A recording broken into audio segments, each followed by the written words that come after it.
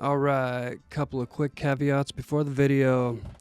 If anyone happens to not care and wants to just watch the video, just skip ahead to the part where I'm wearing a blue button-up and white shirt. But otherwise, a couple of things. Number one, some of the things that I'm going to be saying in this video are entirely backed by evidence. Some of these things are purely my opinion and mine alone.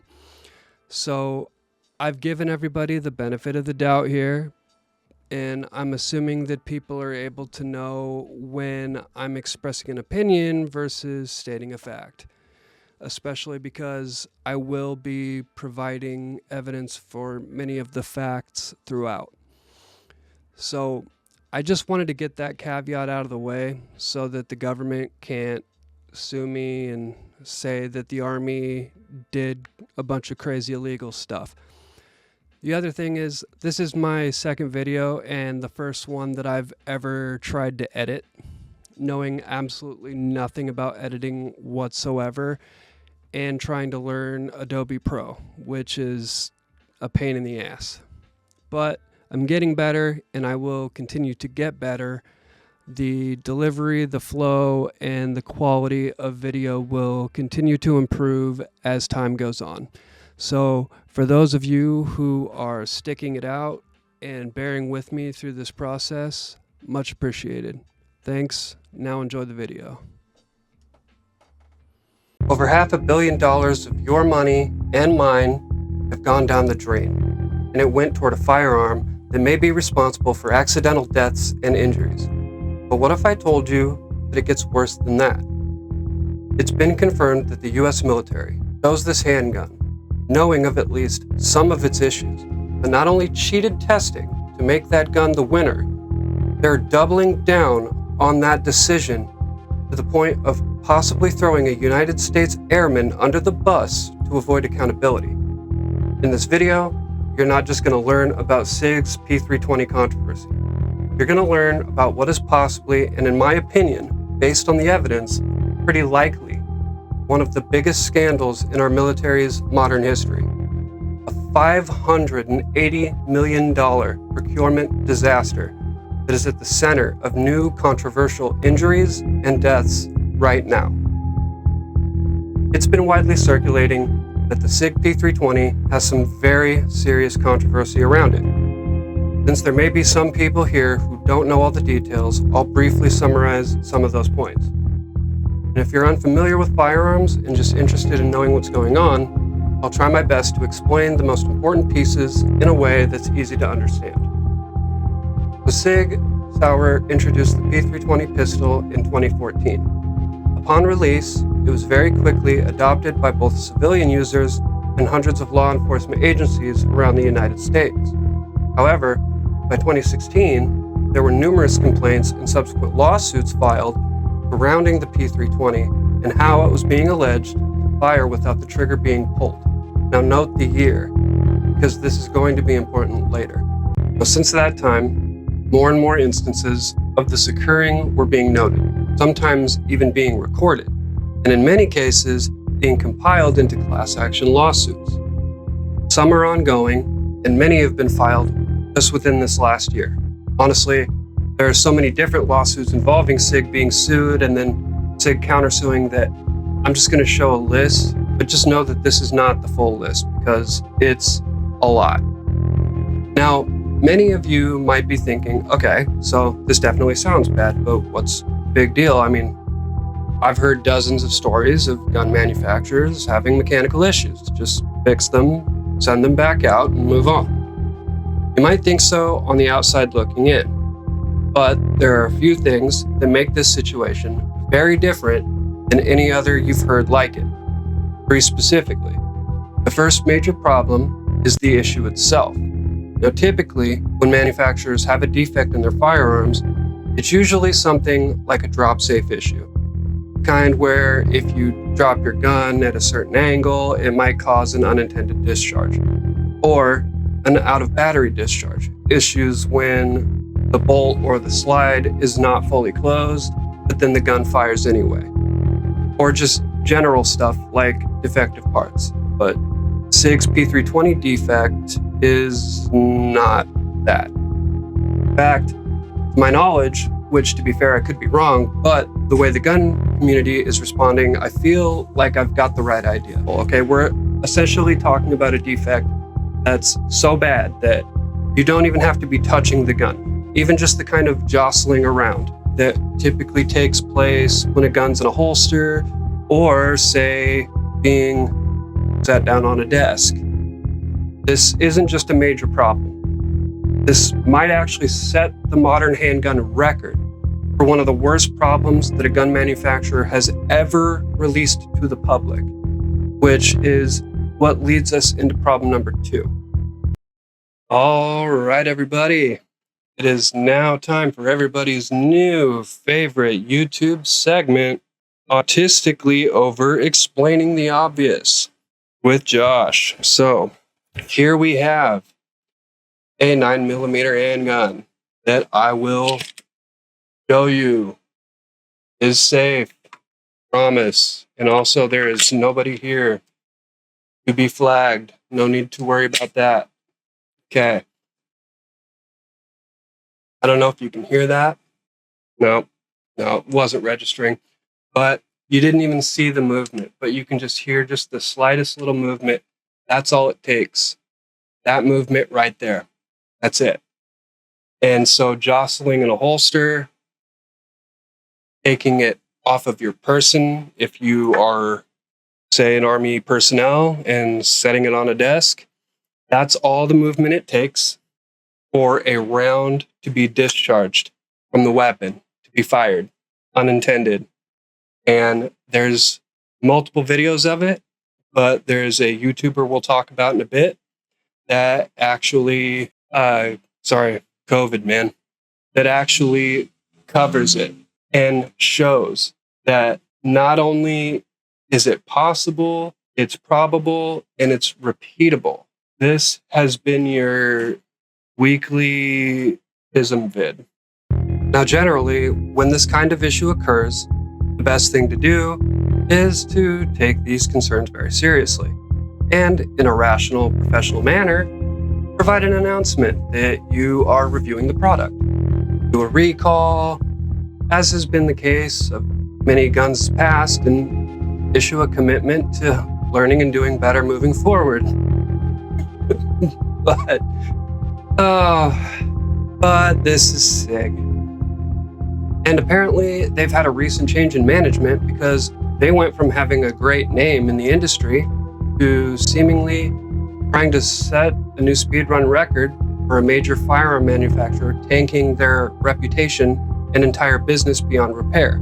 I think Brandon Herrera's SIG is Gaslighting You video does a great job at covering this problem. So I won't focus too much on this. I'm not going to get into any details there since that's not really the main focus of this video. But basically, SIG is called anyone who criticizes the P320 targeted disinformation campaigns. They have claims, I should say, on their website that are so ridiculous now in hindsight that I honestly can't believe that they're still up. Listen, I'm going to be honest with you. I'm kind of retarded. Essentially, if you had to use one sentence to describe their response, Brandon's title for his video really does say it best. For whatever reason, they have chosen to gaslight anyone and everyone who is criticizing them, including the people who have video evidence of their guns literally going off in their holster while visibly not touching it. You know, like I said with DJ right here, he just says there's no evidence or proof or video images of this anywhere.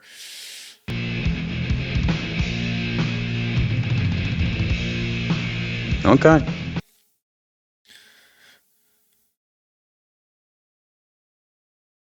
All right. That one right there, guys. You can clearly see this officer gets out of his car, does not touch his holster, does not touch his weapon at all. I'll rewind it real quick. Boom. Hands are free. He's got his phone in his hand. So this one here, okay, as you see there, he's holding paperwork. These two real quick again. There, phone, hand on phone, nothing on the holster, gun goes off in the holster. This one you can't really see, but this next one's really good as well. Again, he's holding paper. He's holding a binder with two hands. Just like I described. It literally, both hands, busy, not touching it, bang. Okay? So DJ Shipley. Unless there's video evidence of you standing there just like this, arms crossed, boom, and it goes off until that video fucking emerges. I don't want to hear it, dude. There you go. There's your proof. They have done seemingly everything to respond in the worst way possible. From making horrible PR statements that rub everyone the wrong way, to suing law enforcement for not using their handgun, and discouraging other agencies from also using it. Wow. It's been a saga in itself, providing a masterclass in how not to win over consumers in the midst of a controversy. In fact, after doing a deep dive, I discovered there was so much underneath the hood here that I'm honestly tempted to do a separate video on the controversy itself, despite the fact that there are so many videos out there that would include everything that hasn't even been covered yet, because I've personally still found information that I'm just learning about. So potentially we're talking about a video with the whole history, all the cases, claims by SIG, counterclaims from detractors with their evidence, the whole deal. Essentially, we're talking about the kind of video where once SIG inevitably faces their final lawsuit before going under, there's really any justice, the plaintiffs can just have it all neatly in one video for them. Now, one thing I want to make clear before all the SIG fanboys in the comments and hate spam me into oblivion, to be clear, I don't hate SIG. In fact, they wanted to send me one of their guns, not the P320. I would love to review it, and if, you know, they wanted to give me a gift, I'm just saying. Anyway, I don't hate them, okay? I just don't believe that, as evidence shows, a company that knew about such catastrophic issues and responding the way that they did, that they should just get away unscathed, okay? There has to be consequences. Someone has to be held accountable because people have literally died. I'm talking about this in that context, but more importantly, what the military has done. But when you combine these factors, it starts to become a little more clear why this has become such a big issue. But there's a third variable, and one that I want to lean more into today. It's the one component to this whole thing that really hasn't been discussed, at least not nearly as much as it should from what I've personally seen. You know, from my perspective, it's by far the biggest concern.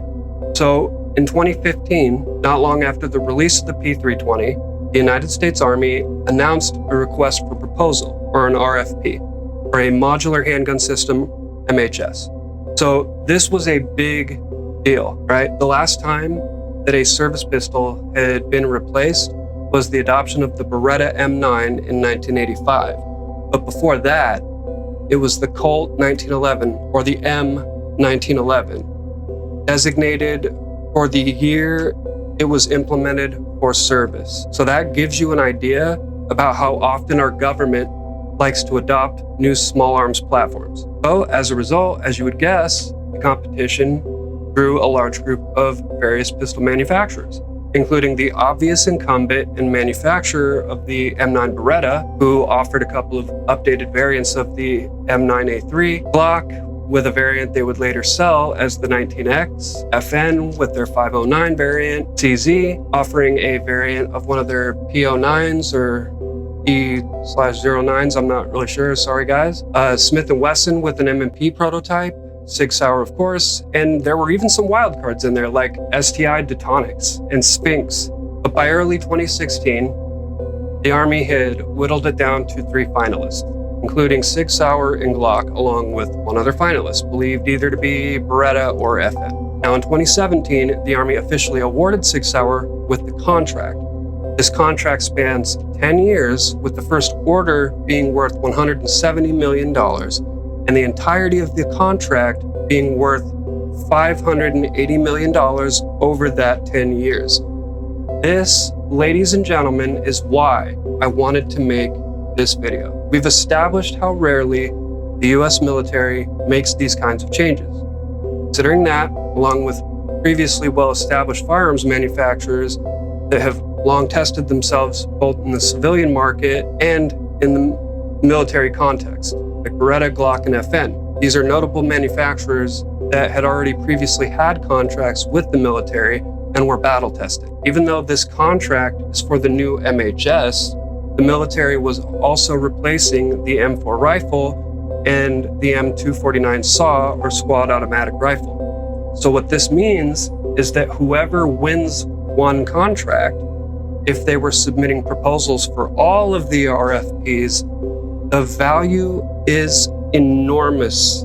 Guys, we are talking well north of $1 billion, easily.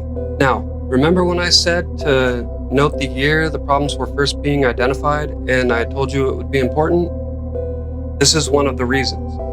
But to quickly review, the P320 was released in 2014, and issues are being identified as early as 2016.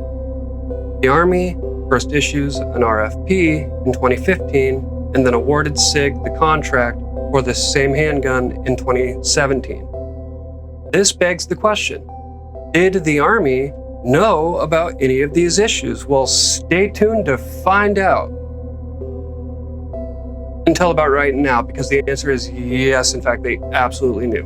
One of the fun little tidbits, even that I deliberately left out earlier, is that SIG was getting complaints from a variety of different sources. And one of those sources was, in fact, the Army. During the time of the fucking trials. I had previously seen a video done by Chris Cappy, who's awesome. Know who he is or unfamiliar with his videos, definitely check him out. He explained that when the military adopted its new service rifle, the one that SIG also won the contract for, the Army had deliberately omitted all of the negative feedback it received from soldiers and only documented the good things that they had to say. So this made me wonder, if the Army knew that the P320 had any issues, how does the procurement process work for something like small arms? And can this process be manipulated or exploited by people who are determined to win that contract? If so, is there evidence that some foul play may have occurred? This would lead me to finding out that yes, the Army was well aware of many issues, both during and after the trials. And also, yes, there are lots of ways to manipulate the process, especially if you're willing to just change the rules arbitrarily, not tell the other bidders, and just throw data out that would have helped a competitor. All of which appears to have happened based on the evidence. Now, in order to make clear sense of it, we need to dive into the military procurement process and go into a bit of procedural stuff as well as testing, with a quick caveat I'll give in a moment. Once we've done this, it will become easier to unpack all the issues that came with this process, understand exactly what the concerns are, and how these seemingly sketchy decisions would impact results. What this video is going to do is go over the specific process for how the initial contract offering was issued for the new MHS, as well as all the testing criteria, including what was eventually altered and thrown out. Some of the pieces of this process do admittedly get a little confusing, so while I may conflate some parts of the process, everything I've included here is all the information I could reasonably confirm. I actually could have included a lot more, but because I could not be sure of accuracy to 100%, I elected to leave many things out. I was focused on trying to do the right thing, even if it means that I may miss opportunities to include interesting and important information in content, because I wanted to try my best to do this right. With the procurement process, there is essentially a framework you could break down into 5 stages that the Department of Defense follows. Within this framework are several underlying stages. This initial first step is likely one that Congress put off for as long as they possibly could, and that is, a need is identified and subsequently specifications are outlined that detail features and design. During acquisition, a plan is developed for how they are going to test and evaluate the gun, after which request for this new handgun that the specifications, requirements, and proposed terms of the contract or request or proposal is outlined and issued publicly. This invites various manufacturers who want to bid on the contract to submit their proposal. Candidate firearms were tested on 9 criteria. Kind of. As you'll find out later, things didn't exactly go as they were originally supposed to. The testing consists of initial function and safety tests, mid-sample testing, and finalist testing, where handguns who made it through the initial process are further evaluated, both in controlled settings as well as field testing once the finalist is chosen for additional feedback and improvements. In addition to that, post-acquisition support is also included in the contract. All right, ladies and gentlemen, I have officially decided to stop trying to fight with my microphone, and I'm going to let it just be visible because I'm tired of having to try and look down and get it just perfect. So here, look at that. I made it nice and pretty for you. See, it changes colors. No more fighting with the mic. This contract itself is a 10-year firm fixed price, indefinite delivery, indefinite quantity contract with a cap of $580 million. But what this means is that the unit price is fixed regardless of factors that might result in price adjustments in other markets within that 10-year period, like inflation, high demand, things like that. It's a way to lock it in. And it also means that the military can order as many units or as few as they want, so long as they stay within that $580 million cap. So initially, part of the contract was supposed to include multiple awards. Once a pistol got to a certain phase of the selection process, there were up to 2 awards that were also included. So there was pretty high incentive for companies to put their best foot forward, because even if you didn't win the primary contract, you would still get a secondary or a tertiary award that would at least amount to a partial order. But the government later decided to walk that back.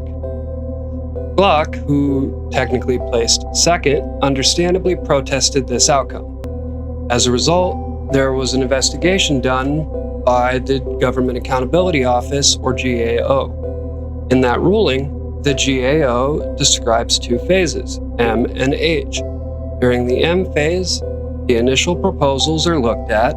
Then, if they make it past the M phase, the finalists compete for the contract award during the H phase. This same ruling also points out that the compact stage of the test was scrapped altogether.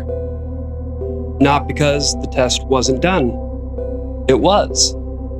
And the results were entirely redacted. The reason isn't clear, but I have some ideas given what we know about this handgun, and particularly with the compact variation of this handgun. So this makes the disclosed ratings across factors seem a bit confusing, because the investigation done by the GAO found that, quote, SIG Sauer's full-size handgun had a higher stoppage rate than Glock's handgun, and there may have been other problems with the weapon's accuracy, end quote. Additionally, the investigation noted that the destruction phase was not completed, stopping at 12,500 rounds of the 35,000 rounds intended to simulate service life and test durability, reliability over time, and accuracy over time. During this test, Glock appeared to be doing significantly better than SIG. It honestly seems like the ratings on paper are telling a different story than the actual result of the test, much like the suspicious behavior surrounding the reports for the service rifle. It almost seems as if the on-paper results don't tell the real story. And notice I said real and not full, because we already know they don't tell the full story, because one test was redacted and the other test was stopped halfway through. And by the way, that compact test result getting scrapped becomes a way bigger deal. So in essence, the government said that SIG Sauer's P320 outperformed the Glock 19X. except that one of the important factor tests involving modularity and ergonomics was removed from criteria. When Glock insisted that the testing resume, their protest was denied. Their protest about getting a second award as part of the agreed-upon contract that was originally outlined was also denied, with Susan Pauling of the GAO stating that, quote, "There is no correlating superior performance factor for Glock as compared to SIG Sauer's to support paying that premium. Consequently, I cannot justify paying a price premium of 37% for the Glock submission even as a second award," end quote. In other words, we were going to do a second, maybe even a third award, depending on how things shake out. But now that we already got the benefits of luring out as many top names in the industry as we could with unrealistic promises in order to get maximum effort and commitment of resources during participation, we're taking that back. Thanks for playing. The Army better not need a new handgun again for about 80 years, or they better hope all these manufacturers don't have a long-term memory, because a move that shady is probably going to have an impact long-term. So she also noted the investigation uncovered, quote, "evaluation errors" by the Army, but could not justify paying more for the Glock. So again, while simultaneously saying, yeah, I mean, technically we changed the rules out of nowhere, and yeah, technically it wasn't totally fair, and yeah, there might have been mistakes. But here's the good news. Since we're the government, we went ahead and did an investigation, and after 5 painstaking minutes of deliberation, we've concluded that everything was above board, our ruling stands, and you can fuck off. Notice the word choice, by the way. She said that there isn't a superior performance factor, quote, "to justify paying that 37% premium," end quote. She didn't say it wasn't better. It could have been significantly better, and it honestly looks like it was. She said it wasn't worth the premium.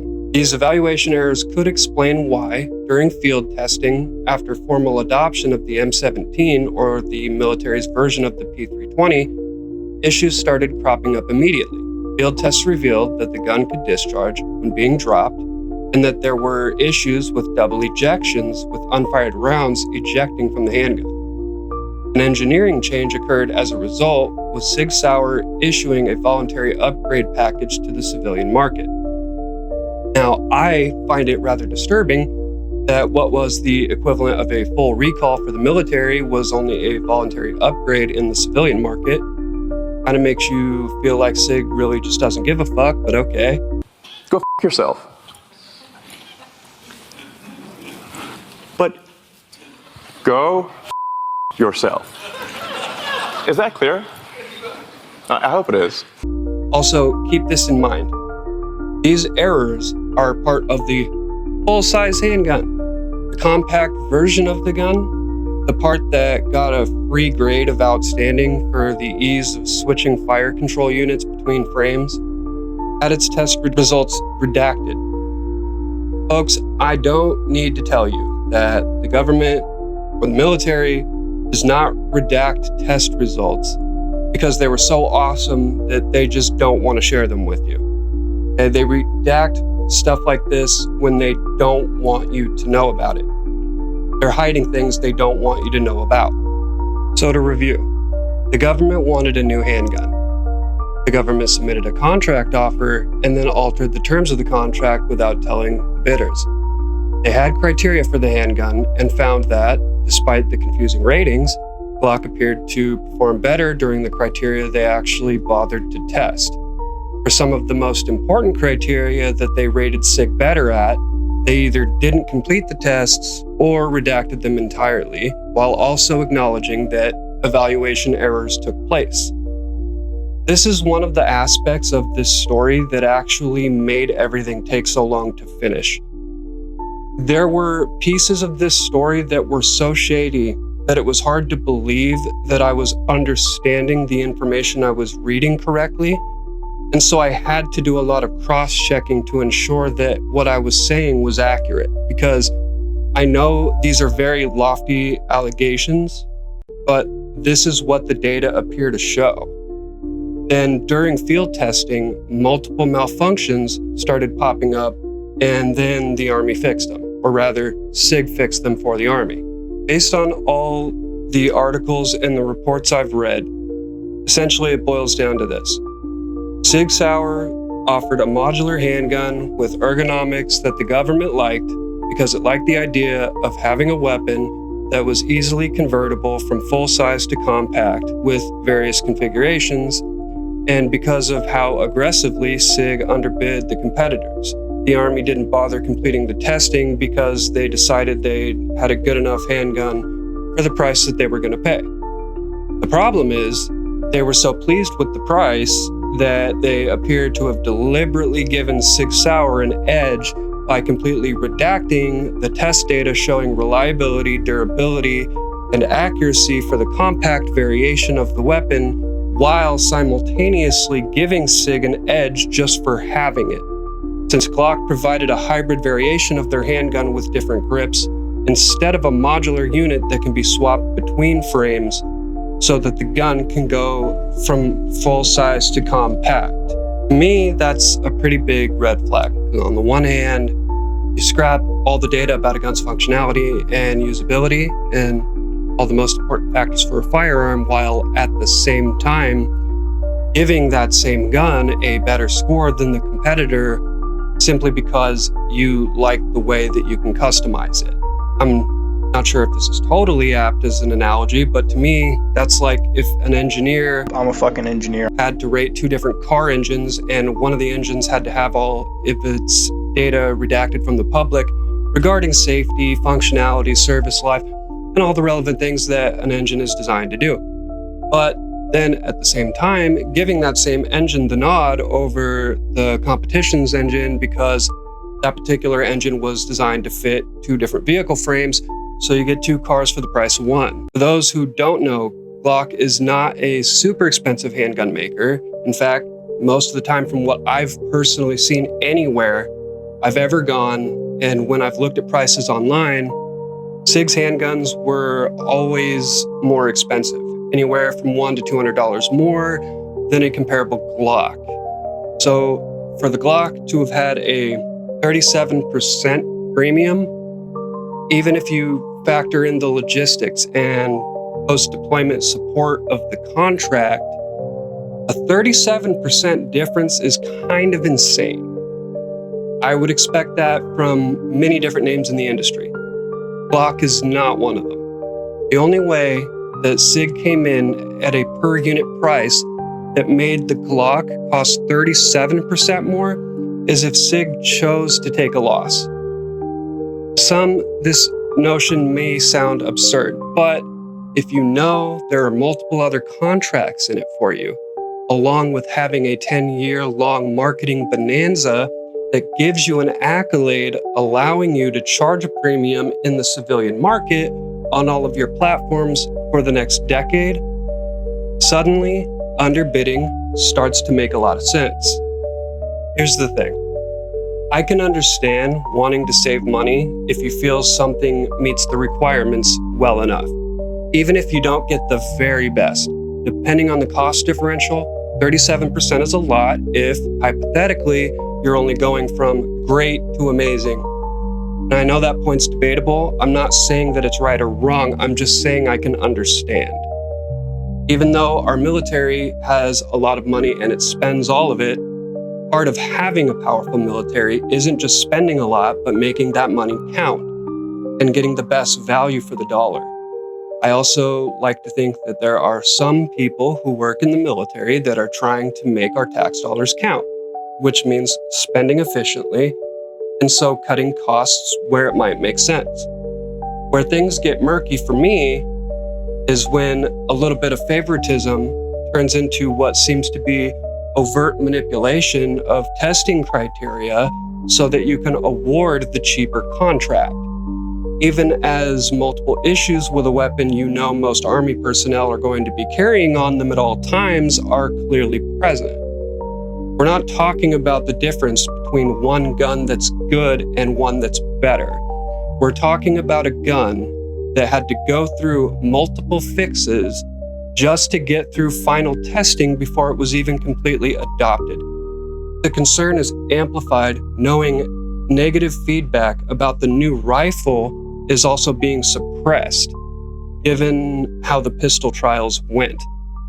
At this stage, the Army has now identified on at least 2 occasions that the P320 had significant issues.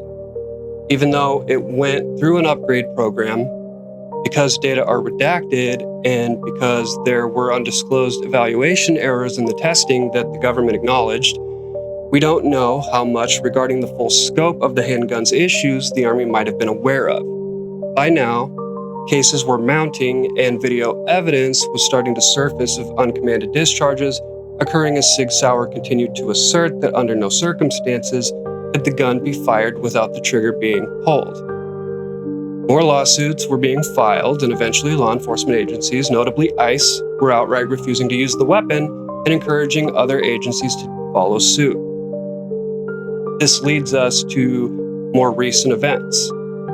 As shills for SIG Sauer continued to defend SIG despite the evidence, I don't want to hear it, dude. YouTuber Wyoming Gun Project decided to prove this issue on camera once and for all. He did a video outlining his process, and you can see on camera 5 times in a row that with a simple maneuvering of the slide,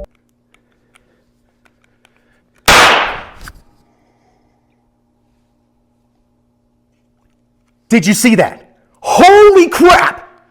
with less than a millimeter of movement, the gun visibly fires. This helps explain many instances of people experiencing discharges while either holstering their weapon without their finger touching the trigger, or while their weapon is already holstered and they're just moving about casually. As this debate was raging all over the internet and DJ Shipley was logging his overtime hours with SIG, tragedy struck when Braden Lovan, a U.S. airman, was killed due to a gunshot wound to the chest, allegedly when another airman set their pistol down on the desk while it was holstered. I say allegedly because an investigation is still ongoing. Ooh, man, oh boy, do we have one hell of an update there. We'll get back to it. It's gonna need its own section, but good God, does the military just know how to make things so much worse? Seriously, there is a culture problem in the military, and I am absolutely going to do a video on it if I don't get killed for this one.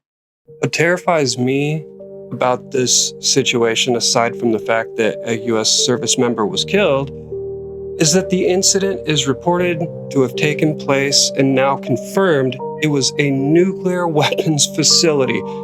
Personally, that scares the absolute shit out of me. The idea there was a malfunction like that in a place like that, not easy to sleep thinking about it.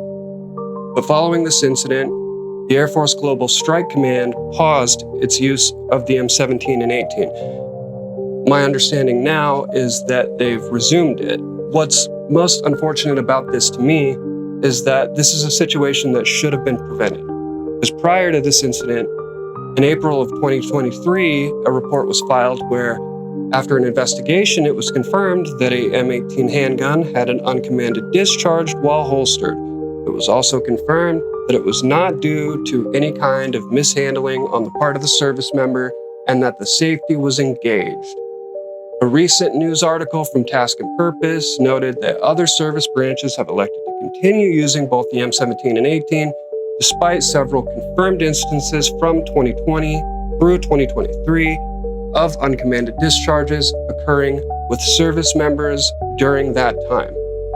One of the primary differences between the military variation of the M17 and the compact version, the M18, over the P320 is that the M17 has to include a safety switch.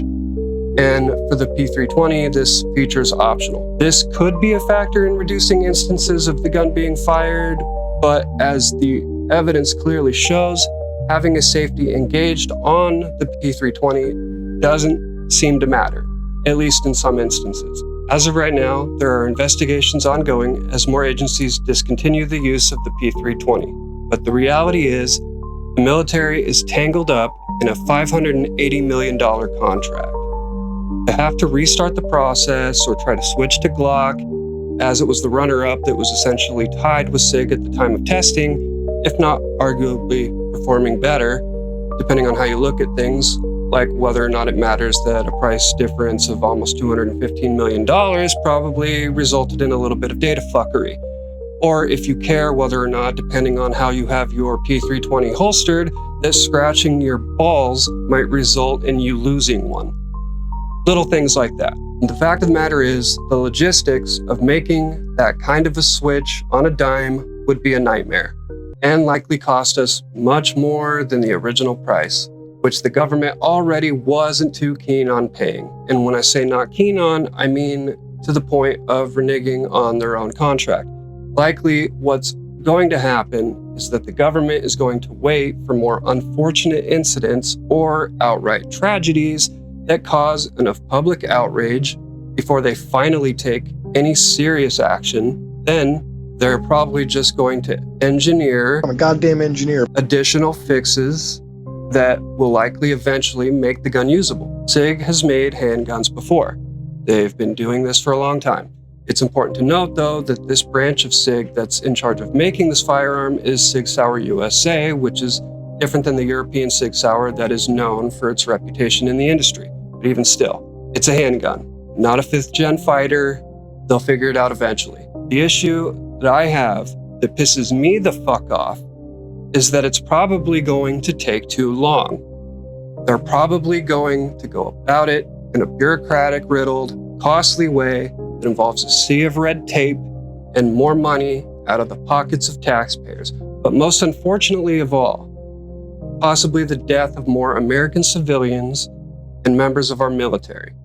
Personally, that last piece is a price I would rather not pay when something can just be done about it right now and just say, fuck the investigations, fuck the wait, we've seen the data, we've seen the facts, let's stop playing coy and act like there isn't a problem here because of the optics or because of the investment and the time we wasted on what has turned out to be one of those classic procurement fuck-ups that's going to make it into the history books. Let's just pull a Jocko and take some extreme ownership here on this issue, and let's start formulating a solution, because otherwise you're going to have other incidents, and it's inevitably going to lead to bigger cover-ups that will ultimately turn what would have been a small scandal into a huge firestorm that's going to leave a massive stain on the military's reputation at the cost of tens of millions of dollars and possibly American lives, whether injured or killed, when this all could have been mitigated from the start.